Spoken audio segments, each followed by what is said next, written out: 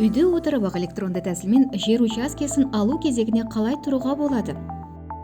Алдымен егов kz порталына кіріп авторизациядан өтеміз. Жылжымайтын мүлік бөлімін таңдаймыз. Одан әрі сол жақтан жер қатынастары тармақшасын шертеміз.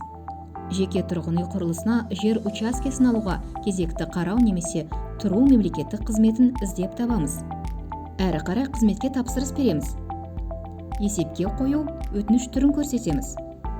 Бұл жерде сондай-ақ өзектендіру және кезектен шығу сияқты өтініш түрлері барына назар аударыңыз.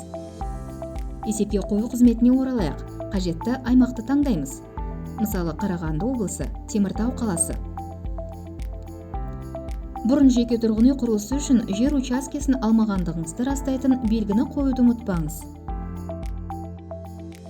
Қызметке ЭЦК немесе бір реттік құпия сөз арқылы қол қоямыз. Сұраныс өңделді. Сізге жергілікті атқарушы органның есепке қою туралы хабарламасы шығады.